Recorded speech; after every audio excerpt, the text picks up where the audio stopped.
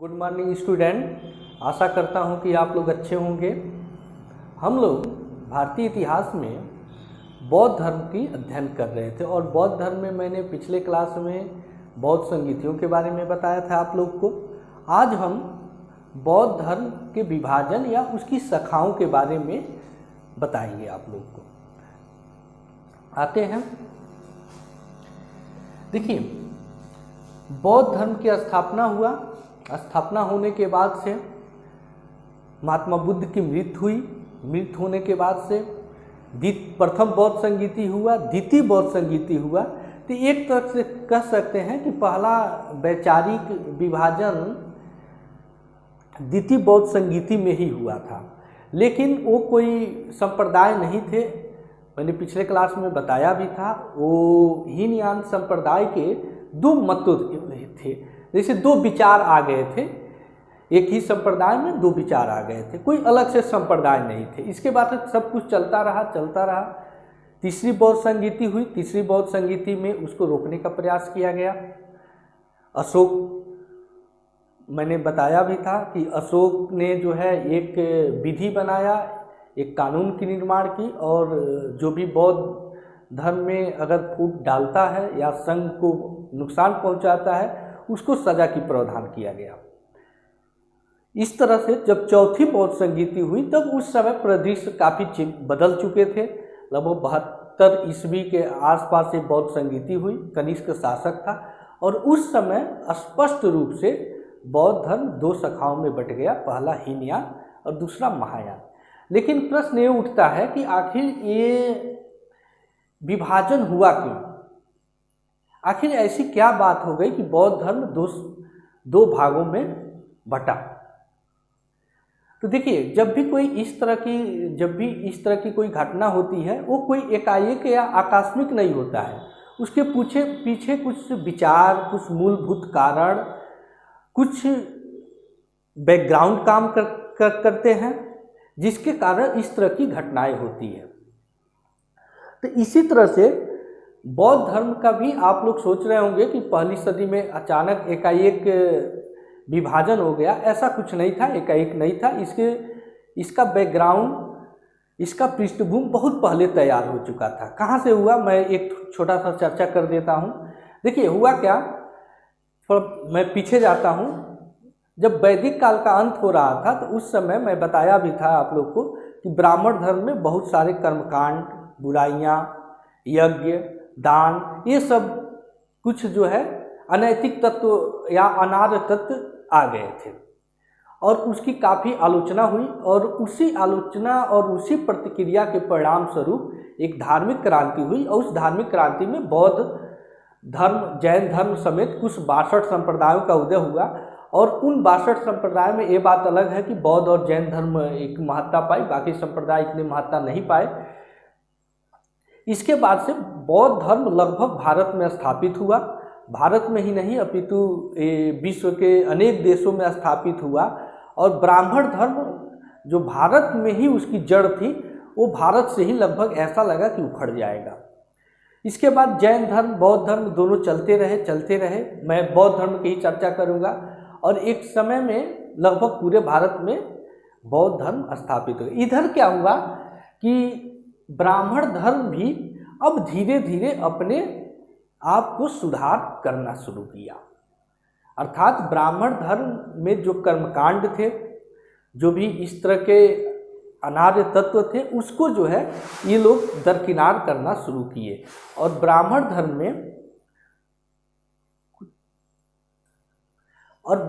धर्म में कुछ उदारवादी, सुधारवादी संप्रदायों का उदय हुआ, जैसे वैष्णव या भागवत संप्रदाय आप कह सकते हैं। और उन लोगों ने जो है कर्मकांड को पूरी तरह से नकार दिया। कर्मकांड, वर्ण व्यवस्था, जाति व्यवस्था, इन सबों को नकार दिया। अब ब्राह्मण धर्म धीरे धीरे सुधारवादी प्रवृत्ति की ओर बढ़ने लगी। और जिसका परिणाम ये हुआ कि अब लोगों की रुचि जो है अब थोड़ा सा बौद्ध धर्म से थोड़ी सी हटकर अब ब्राह्मण धर्म की ओर जाने लगी। इधर दूसरी तरफ बौद्ध धर्म में क्या हो रहा था, बौद्ध धर्म में धीरे धीरे अब पहले जैसी बात नहीं रह गई थी। संघ की स्थापना हो गया। जो बौद्ध भिक्षु पहले घूम घूम कर उपदेश देते थे वो मठों में और संघों में ही रहने लगे। फिर क्या हुआ, फिर इसी समय ब्राह्मण धर्म में एक नया अवधारणा का उत्पन्न हुआ। वो हुआ कि जो भी इनके गॉड हैं, जो भी भगवान है, ईश्वर है या जो भी देवता है, उनका मानवीकरण किया गया और उनका एक मूर्त रूप दिया गया। जैसे आप लोग देखे होंगे मूर्त रूप कि भगवान कृष्ण है तो सांवले हैं, राम है तो ऐसे हैं, शिव है तो उनका इस तरह का चेहरा है, क्रोधित चेहरा है। इस तरह से उनका मूर्त रूप दिया गया और मूर्त रूप देने से यही मूर्त रूप किस रूप में उपस्थित हो गया, मूर्ति के रूप में, और यही इनकी मूर्तियां बनने लगी। ये अवधारणा अब मूर्ति बनाकर लोग जो है और भगवान की पूजा और उनका आराध्या करने लगे। मंत्र उच्चारण पहले जैसे चलते रहे। अब ये हुआ कि लोग अपने घर में ही कहीं यज्ञ या कहीं किसी स्थान पर जाने की ज़रूरत नहीं थी। अब अपने घर में किसी गॉड की मूर्ति बनाते और उनका जो है पूजा पाठ कर लेते थे। ये कॉन्सेप्ट, ये अवधारणा लोगों को काफ़ी पसंद आने लगे और यही कारण था कि धीरे धीरे ब्राह्मण धर्म की तरफ पुनः जो है लोगों की रुचि बढ़ने लगी। इधर जो है बौद्ध धर्म में इसको देखकर हलचल हुआ और बौद्ध धर्म में भी ये मांग उठने लगी कि हमारे जो भगवान है, गॉड है, जो भी महात्मा बुद्ध है, उनकी भी जो है मूर्ति स्थापित किया जाए और हमारे जो भी फॉलोअर हैं, जो भी बौद्ध धर्म को मानते हैं, जो बौद्धिस्ट हैं, वो भी जो है अपने घर में महात्मा बुद्ध की मूर्ति बनाएं और उनकी पूजा करना प्रारंभ करें या पूजा करें। तो एक और दूसरी घटना घटी थी। ज़ेरॉस्ट्रियन प्रभाव से थोड़ा सा मूर्ति बनाने की कला भारत में आ चुकी थी उस समय, अर्थात यूनानी प्रभाव भारत में दिखने लगा था। जैसे आगे चल के मैं बताऊंगा कि गंधार कला, मथुरा कला, अमरावती कला, जहाँ मूर्ति कला का जन्म हुआ, जहाँ महात्मा बुद्ध और बोधिसत्वों की मूर्तियाँ बनाई गई। कह रहे यहाँ पर रहने दीजिए। तो इस तरह से जब मांग उठने लगी, और चूँकि ये मांग उठ रही थी, महात्मा बुद्ध तो स्वयं ही जो है इसके सबसे बड़े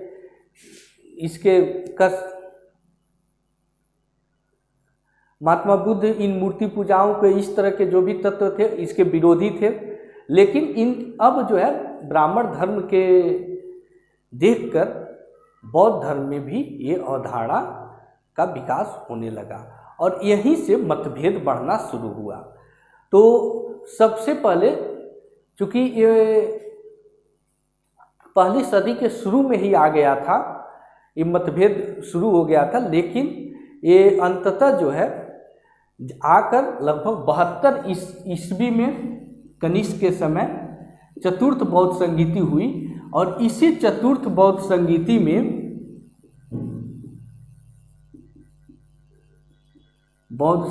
में स्पष्ट रूप से बौद्ध धर्म का विभाजन हो गया। और बौद्ध धर्म का विभाजन कौन कौन से दो भागों में हुआ? पहला हीनयान और दूसरा महायान। अब इसमें बेसिक अंतर हम समझेंगे कि हीनयान और महायान का। ठीक है, ये देखते हैं। ये तो इसका बैकग्राउंड था कि कैसे कैसे विभाजन हुआ, फिर इसका समझते हैं।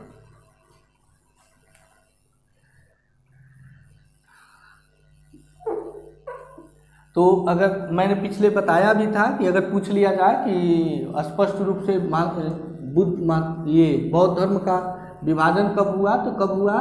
चतुर्थ बौद्ध संगीति में दो भागों में बटा। पहला हीनयान और दूसरा महायान। देखिए हीनयान कैसा धर्म था? हीनयान जैसे हीनयान जो मानने वाले लोग थे उनका ये मानना था कि हम महात्मा बुद्ध के जो भी उनके नियम है, महात्मा बुद्ध के बनाए गए नियम है, उसमें हम किसी प्रकार का परिवर्तन नहीं करेंगे। हम महात्मा बुद्ध के कथनों का, उनको विचारों का, उपदेशों का अक्षरतः पालन करेंगे। ये किसी प्रकार के परिवर्तन नहीं चाहते थे। कह सकते हैं कि जैसे पहले से बौद्ध धर्म चला आ रहा था, जो भी उसके नियम थे उसी को फॉलो करेंगे, किसी प्रकार का परिवर्तन नहीं करेंगे, किसी प्रकार का परिवर्तन नहीं। तो ये क्या कहलाए? ये हीनयानी कहलाए।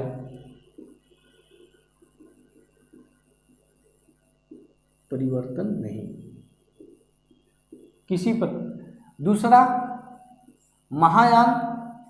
महायान संप्रदाय के लोग थे, ये कहे कि नहीं, हम इसमें कुछ परिवर्तन करेंगे। जैसे मैंने बता भी रहा था, ये लोग थोड़ा सा ब्राह्मण धर्म के प्रभाव में आ गए थे या उसकी अवधारणा को लेना चाह रहे थे। ये कहे कि हम परिवर्तन करेंगे। जैसे महायान के लोग मूर्ति पूजा, इसमें मूर्ति पूजा होने लगी। संस्कृत भाषा का प्रयोग,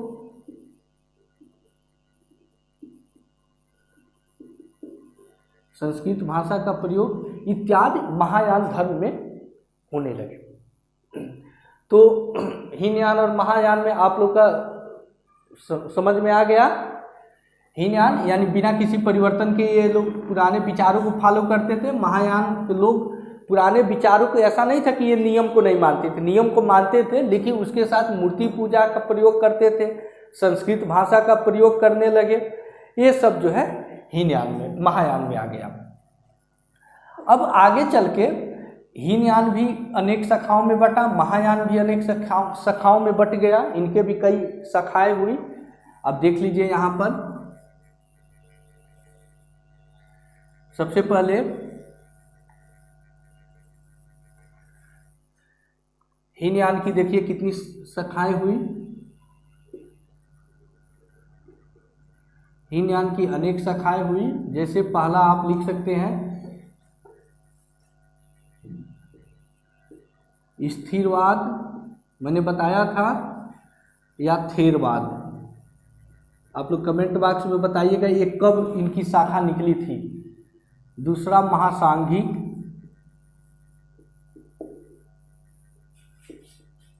दूसरी शाखा है महासांघिक। मैंने पिछले क्लास में बताया भी था कि जब द्वितीय बौद्ध संगीति हुई थी तो बौद्ध धर्म स्थिरवाद और महासांघिक दो मतों में बटा था। ये हीनयानी ही मत थे। हीनयान अर्थात जो महात्मा बुद्ध के जो पुराने बौद्ध संघ है या बौद्ध नियम है वही हीनयान है। फिर तीसरा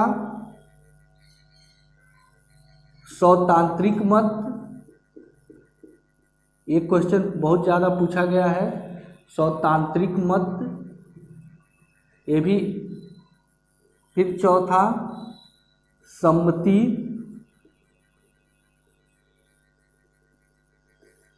सम्मति,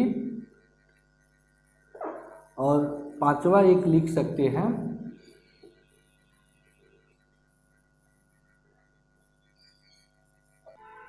और पांचवा सर्वास्तिवाद, सर्वास्तिकवाद। ये सब हीनयान की आगे चल के कालांतर में हीनयान की अनेक शाखाएं हैं, अर्थात हीनयान इन मतों में बटा। कभी कभी क्वेश्चन बड़ा आसान पूछ लिया जाता है। क्वेश्चन ये पूछ लिया जाता है, ये तो सौतांत्रिक मत भी क्वेश्चन पूछा गया है कि सौतांत्रिक मत की शाखा किस धर्म से संबंधित है। तो किस धर्म से संबंधित है? बौद्ध धर्म से संबंधित है। अगर बौद्ध धर्म में पूछा जाए कि बौद्ध धर्म के किस शाखा से संबंधित है, तो हीनयान शाखा से संबंधित है। ये है, तो ये हीनयान की शाखाएं हैं। हीनयान के बाद आ जाइए, महायान भी अनेक भागों में बटा।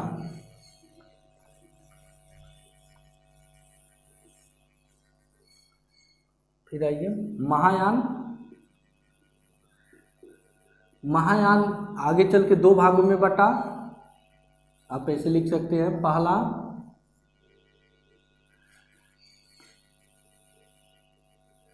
मध्यिका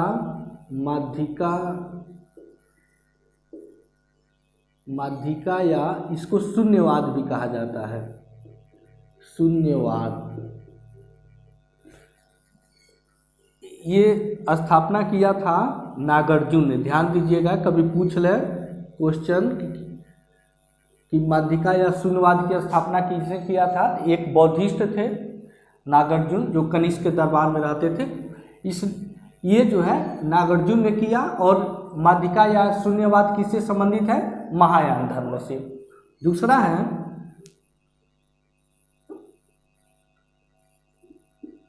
योगाचार या विज्ञानवाद, योगाचार या विज्ञानवाद। और ये स्थापना किया था मैत्रेयनाथ ने।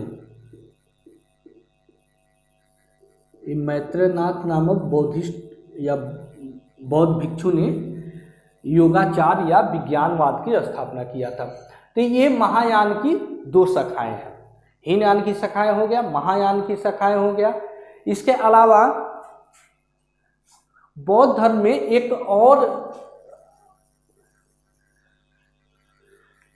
आगे चल के बौद्ध धर्म में एक और अतिवादी शाखा का उत्पन्न हुआ। लगभग 6ठी शताब्दी में आया वो शाखा।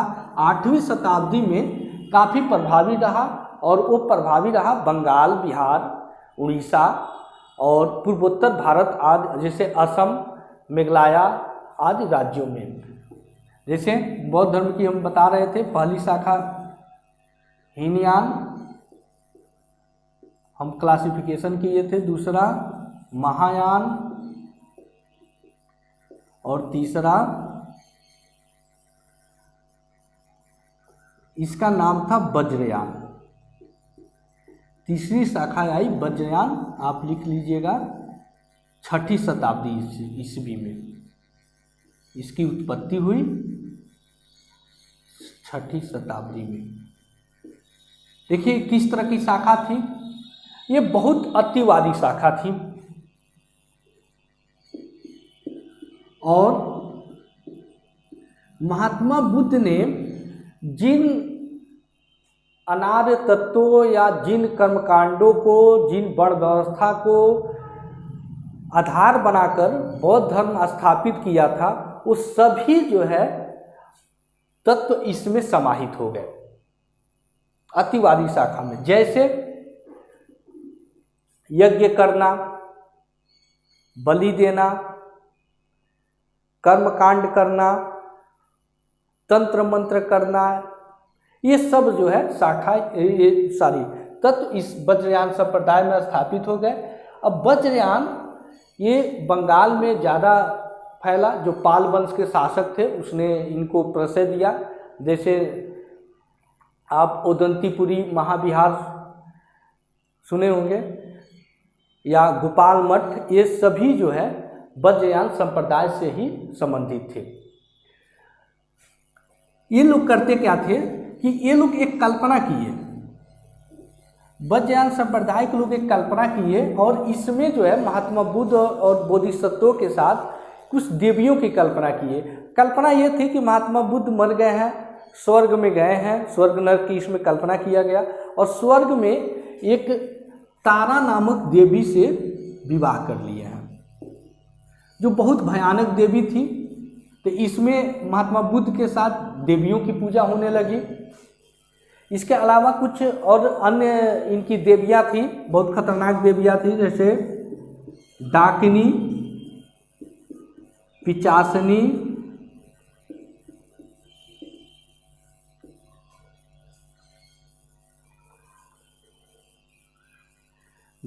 पिचासनी इत्यादि। ये सब देवियों को इनकी पूजा होने लगी। और पूजा कैसे होती थी? पूजा होता था बलि से, इंद्रजालिक क्रियाओं से, तंत्र मंत्र से, जादू टोने से, इन सबों से इनकी पूजा होने लगी। इसलिए आप लोग देखे होंगे बंगाल, असम या पूर्वोत्तर उड़ीसा आदि राज्यों में तंत्र मंत्र की विद्या आज भी बहुत ज़्यादा प्रचलित है। वो सब सिर्फ वज्रयान शाखाओं के, वज्रयान शाखा के भिक्षुओं की देन है। तो ये वज्रयान शाखा हुआ। फिर चौथी शाखा की एक और उत्पत्ति हुई, ये हुआ 12वीं शताब्दी में। इसको कहा गया काल चक्रायन। एक कश्मीर में हुआ था चक्रायन। कभी आपसे क्वेश्चन पूछ लिया जाए कि काल चक्रायन किस धर्म से संबंधित है, तो बौद्ध धर्म से, और ये हुआ था 12वीं शताब्दी में। 12वीं शताब्दी में काल चक्रायन। और कुछ अन्य शाखा, बस इसके बारे में बहुत कुछ मिलता नहीं है। एक विमल प्रभा इसकी एक ग्रंथ है, उसी ग्रंथ में इस शाखा का वर्णन है। इसके अलावा अन्य कुछ शाखाएं थी, बौद्ध धर्म की अन्य शाखाएं आगे चल के आई, जैसे धर्मत्री तरी, ये शायद नासिक में हुआ था, चेतकी, धर्मत्री, चेतकी इत्यादि, ये कुछ बौद्ध धर्म की अन्य शाखाएं थी। ठीक है, तो ये बौद्ध धर्म की शाखाएं हो गई। अब आ जाइए, सब हटा देते हैं।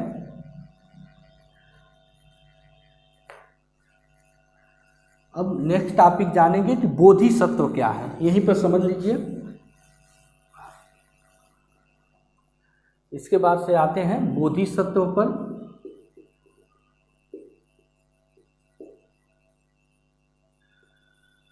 बोधिसत्व देखिए, बौद्ध धर्म के महायान शाखा में महात्मा बुद्ध की अनेक अवतारों की कल्पना किया गया। अर्थात महात्मा, जैसे है ना हिंदू धर्म में या ब्राह्मण धर्म में अवतारवाद, कि महात्मा बुद्ध इस अवतार में, और हर अवतार के अलग अलग कार्य होते हैं, उनका अलग अलग दर्शन होता है। तो इसमें भी जो है महात्मा बुद्ध की अनेक अवतारों की कल्पना किया गया, और उसी को, अवतारों की कल्पना को ही बोधिसत्व कहा गया।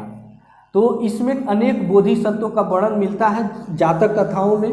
और मैं बता दूं कि जो मथुरा कला और गंधार कला में जो मूर्तियां अगर सर्वाधिक बनाई गई हैं, तो महात्मा बुद्ध और उनकी महात्मा बुद्ध के अलावा बोधिसत्वों की ही मूर्तियां सर्वाधिक है। तो इसमें अनेक बोधिसत्वों की कल्पना किया गया, जैसे अवलोकितेश्वर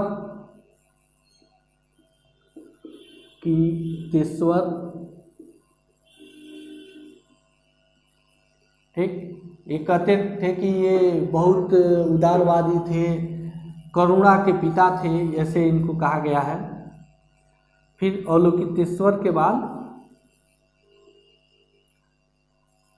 अमिताभ, ये स्वर्ग के पिता इनको कहा जाता है। अमिताभ बच्चन नहीं, ये अलग अमिताभ है। फिर वज्रपाणी,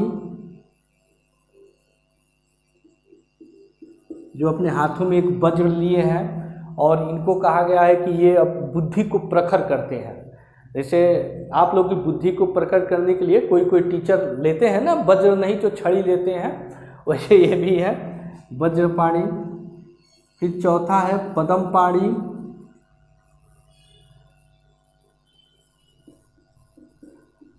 फिर एक और अवतार की कल्पना किया गया, पद्मपाणी,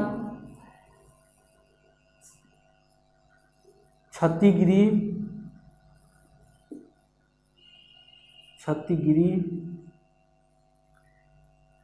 फिर सबसे अंतिम है मैत्रेय।